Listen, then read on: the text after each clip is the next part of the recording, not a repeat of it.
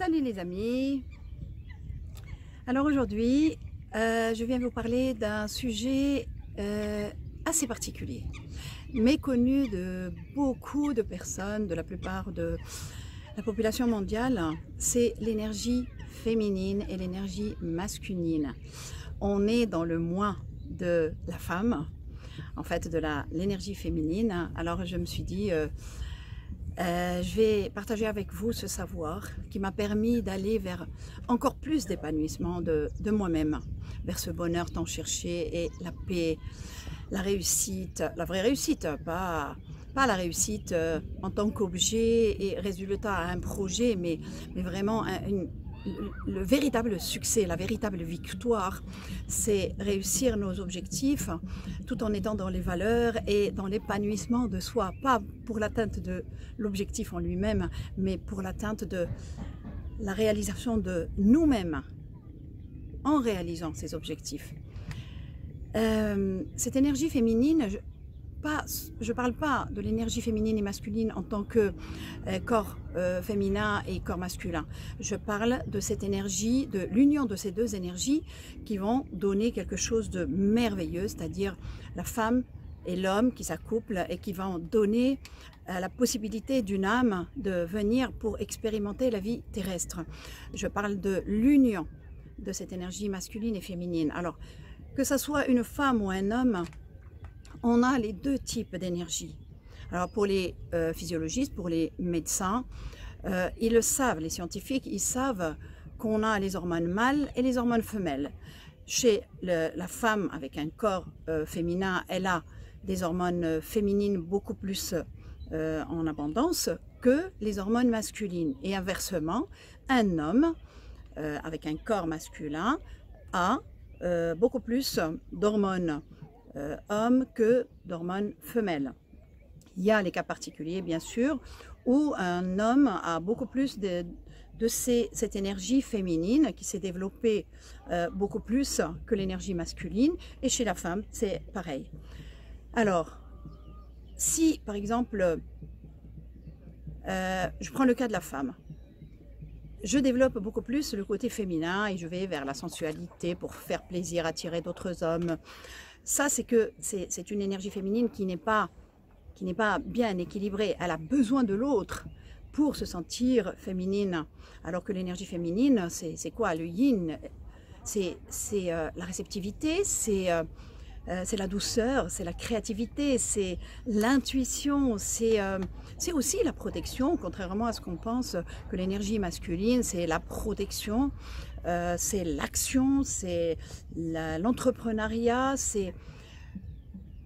en fait, il faut arriver à incarner parfaitement son énergie féminine comme il se doit, pas à outrance, dans le sens j'ai besoin de l'homme pour m'apporter l'équilibre, alors que ça c'est faux.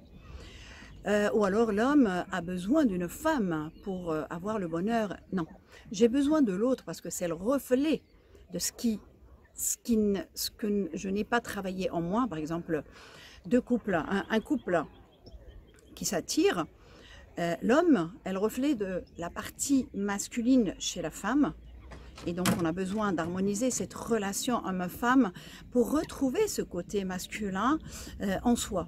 Et l'homme, c'est l'inverse, et non pas pour que l'autre m'apporte le bonheur. Celle ou celui qui croit que c'est l'autre qui va m'apporter le bonheur, c'est qu'il est dans le faux. C'est pas comme ça que ça fonctionne, la vérité de cet univers. L'extérieur n'est que le reflet de l'intérieur. Et tout ce qu'on entreprend et on fait à l'extérieur, en fait, il nous aide à nous réaliser intérieurement. Et puisqu'on parle d'énergie masculine et féminine, eh bien, j'ai besoin que ça soit en présence d'un homme, d'un partenaire, de rééquilibrer et de me réapproprier ce côté masculin en prenant soin de l'autre, en amenant cette relation homme-femme, énergie yin que j'incarne et l'énergie masculine qu'il incarne, de les harmoniser et de les ramener à cet amour inconditionnel. Je m'accomplis, j'harmonise l'énergie féminine et masculine et j'offre à l'autre ce bonheur et cet équilibre aussi, et inversement. certaines personnes me posent la question et me disent « Oui, mais si l'autre n'est pas dans ce mood, eh bien, si l'autre n'est pas dans ce mood, ben, on peut s'accomplir tout seul grâce à ce que fait l'autre. » Entre guillemets, conneries, méchanceté, pas d'aide, tout ça, c'est entre moi et moi-même et le divin en moi.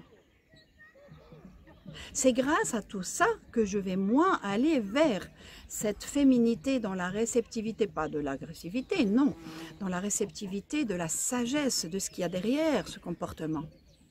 Parce que ici, je n'attire à moi que ce qui est en moi. Comme il a dit Confucius, si tu vois quelqu'un faire quelque chose de bien, imite-le. Si tu vois quelqu'un faire quelque chose de moins bien, regarde en quoi tu lui ressembles. C'est-à-dire inconsciemment, hein. Je parle de l'inconscience qu'on porte en soi. Si on attire à nous quelque chose, on ne peut pas la juger parce qu'elle est en nous-mêmes. C'est soit on s'éveille à ses vérités, soit on reste dans la victimisation et le jugement de l'autre, de la vie, de l'expérience. Alors, revenons à cette énergie masculine et féminine. Incarner sa féminité, c'est l'assumer, assumer ce corps féminin par exemple, comme il se doit. On ne sait pas comment le faire, on dit oui, j'assume, je suis une femme, je suis... Non, non, c'est pas ça, on parle de cette énergie féminine, on parle de la femme solaire, on parle de l'énergie masculine, la pureté de l'énergie masculine comme il se doit, et non telle que nous on l'interprète de façon erronée. Je ferai une autre capsule pour savoir comment incarner cette énergie féminine en nous-mêmes, pour être en harmonie avec nous-mêmes, et comment, comment dire, s'accomplir avec le côté masculin en nous, ou alors si on est avec l'autre, c'est pareil de toute façon, l'extérieur n'est que le reflet de l'intérieur. Comment s'accomplir en harmonisant le yin et le yang, en harmonisant cette énergie féminine et masculine. Alors, certaines femmes, lors d'une conférence à laquelle on a assisté auprès d'un grand philosophe spécialisé dans l'énergie féminine, a posé la question oui, mais cette société, elle nous oblige à devenir un homme et on ne peut pas incarner et vivre tranquillement notre féminité. Non, c'est pas ça. En fait, c'est pas ça.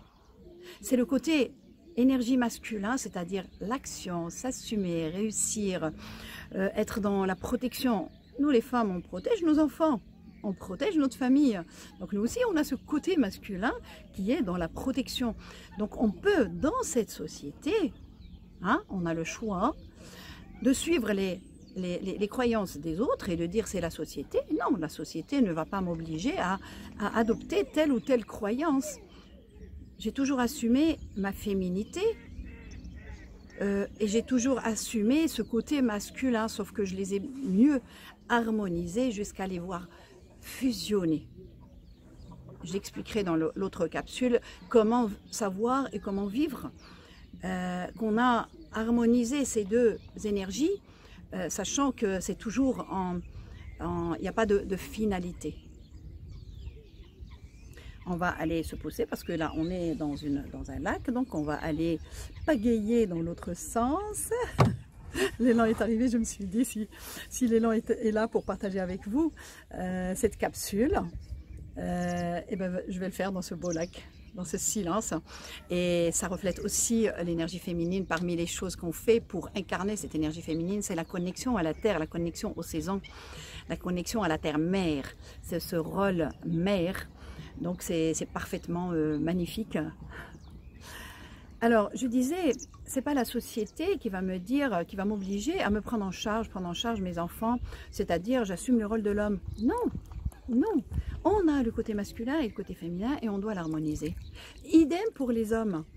Ils doivent harmoniser ce côté masculin. Bon, ils l'ont développé à outrance jusqu'à, pour certains, on parle de machisme. Et ça serait bien pour eux, pour leur réalisation, de laisser émerger ce côté féminin en nous, hein, qu'ils le veuillent ou non, c'est la réalité vraie de l'univers. C'est-à-dire ce côté cerveau droit et ses valeurs et cette douceur. Un homme doux un homme responsable et doux qui peut avoir des larmes, mais c'est trop beau. L'essentiel, c'est de garder ce côté masculin et d'assumer, de jouer le rôle du masculin avec la légèreté de ce qu'incarne l'énergie féminine. En fait, c'est ça, on ne peut pas se réaliser et continuer à se réaliser parce que c'est des étapes et des niveaux si on n'harmonise pas ces deux énergies sans jugement. On dit ouais, j'assume. Non, j'assume pas parce que je sens le besoin d'un homme pour m'équilibrer. Ça, c'est pas assumer sa féminité et l'harmonie de l'énergie féminine et masculine. Alors, lors de la conférence, il y avait une dame qui a posé aussi une autre question à la conférencière et à la philosophe. Elle lui a dit, alors une fois qu'on a harmonisé l'énergie masculine et féminine, ça veut dire qu'on va se suffire à nous-mêmes, ça veut dire qu'on n'a pas besoin de l'autre. Là, c'est parce qu'on ne sait pas pourquoi on est en couple et on ne sait pas quelle est la finalité de l'harmonisation. C'est la réalisation de soi, c'est atteindre ce bonheur à partager avec l'autre. On se suffit à nous-mêmes, certes. Question bonheur, on cherche à l'extérieur le bonheur. On cherche dans les actions et dans les réussites le bonheur durable, la joie éternelle, la réussite. Et on voit bien que c'est pas ça, observer les couples qui se déchirent. C'est parce qu'on ne sait pas pourquoi on se met en couple, c'est pour harmoniser.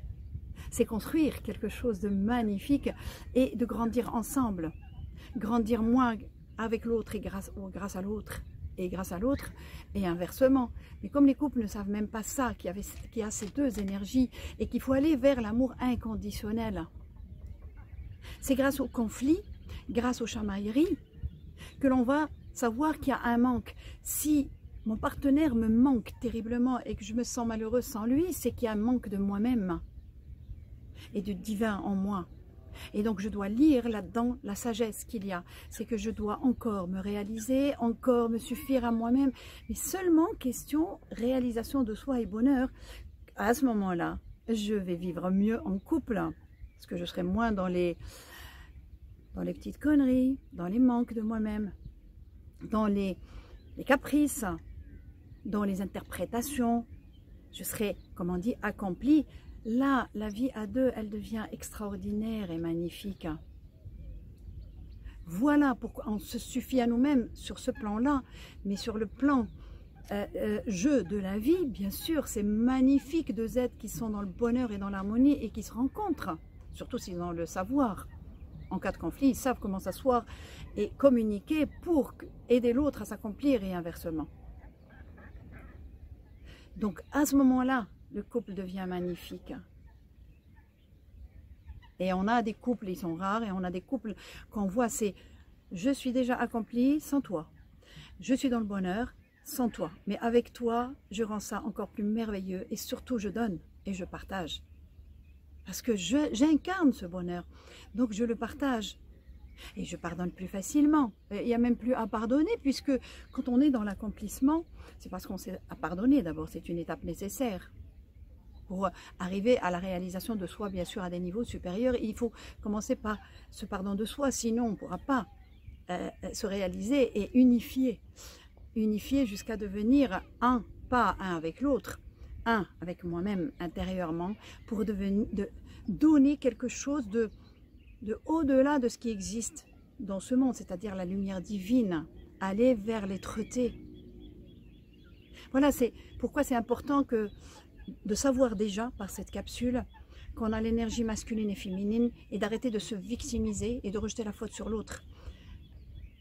Allez chercher ce côté manquant. D'abord, assumez, si vous êtes une femme, assumez la féminité par des exercices, par des choses en relation avec les saisons, la terre, comme je vous ai dit au tout début, et développer ce côté masculin, mais sans le jugement, sans se juger soi-même, sans le jugement ou le rejet de l'autre, parce que soi-disant, il ne peut pas assumer. Je vais vous donner des exemples.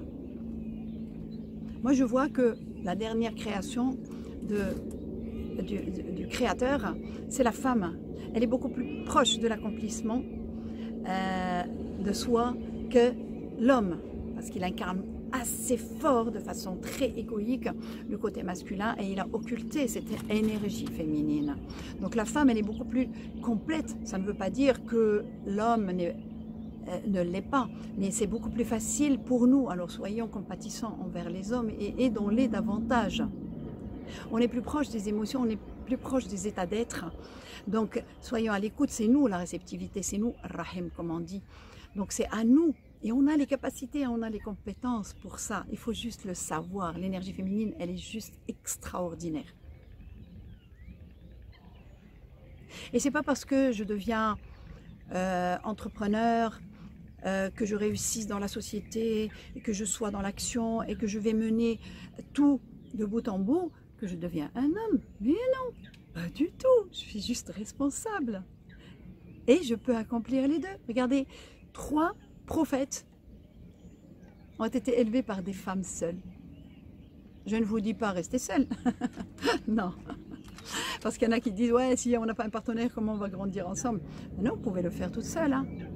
Le Créateur, il est miséricordieux. Il y a plusieurs chemins, il y a plusieurs voies, et on fait comme on peut. Mais par contre, il faut acquérir ce savoir. Et ça, c'est très important.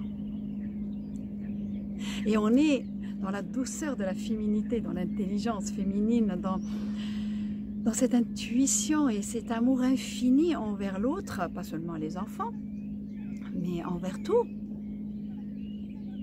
Tout en étant dans la capacité, c'est même pas capacité, parce que quand je dis capacité, il y a genre effort. Non, ça devient fluide. Lorsqu'on est dans l'harmonie des deux énergies, ça devient naturel. On revient à la nature vraie, à notre essence, qui est dans l'action, bon, vous avez compris, de façon très fluide, et ça se fait, c'est juste, ça se fait. Il n'y a même pas à juger, je suis un homme ou une femme. J'ai un corps de femme, j'incarne ça, et je dois me retrouver, voilà, épanouie, quelles que soient les situations. Et enlever cette idée, c'est l'homme qui doit faire et la femme doit faire. Oui, dans le partage des tâches. Hein. Il n'y a pas de tâches propres au féminin et de tâches propres au masculin. On peut assumer les deux, en cas de nécessité et en cas de besoin, quand il n'y a pas l'autre. Et on est capable de tout, que ce soit l'homme ou la femme. Mais l'homme a été trop dans l'énergie masculine, et il lui manque cette douceur, et donc il a besoin de trouver une partenaire assez rapidement et pour se réaliser, en fait, pour trouver le bonheur soi-disant, mais en fait ça marche pas comme ça. On le voit que ça marche pas, mais on perpétue toujours les mêmes erreurs par manque de connaissances et de savoir vrai avec un grand S, le savoir du Créateur, et on continue à faire les mêmes, entre guillemets, je dis conneries sans jugement. C'est comme il a dit Einstein. La folie de l'humain, c'est qu'il fait toujours la même chose en espérant avoir un résultat différent. Donc il est temps de s'éveiller et d'acquérir ce savoir. Et après, c'est des exercices simples à répéter jusqu'à cette réalisation. Voilà. Sur ce, je vous dis au revoir. Et de ce beau paysage, voilà, ma partenaire. Et on va pagayer un petit peu. Voilà, c'est magnifique. Et je vous dis, de l'énergie féminine et masculine, il n'y a plus un, c'est l'être-té, c'est bien sûr on est toujours en réalisation. Je vous dis que je vous aime réellement. En fait, on devient amour. On n'a pas besoin d'aimer quelque chose, d'aimer un objet. On devient amour, et donc on voit avec l'image de l'amour, donc on aime tout. C'est génial d'harmoniser l'énergie féminine et l'énergie masculine. C'est juste fabuleux. Bye bye. Naïma Benani, coach de vie, guide et thérapeute par les lumières.